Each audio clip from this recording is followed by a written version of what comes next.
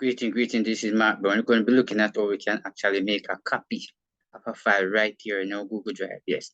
So for instance, somebody send these and ask you to make a copy, right? So then for you to save the original copy. How would you go about doing that?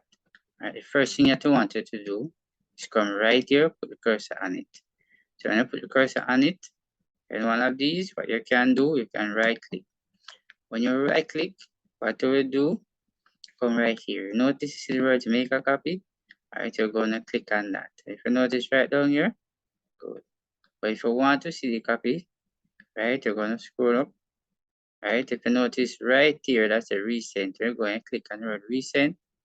Definitely. Notice it says a copy of communication.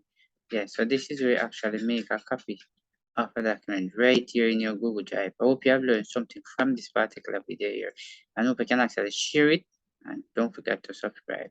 Thanks for watching. See you in the next video.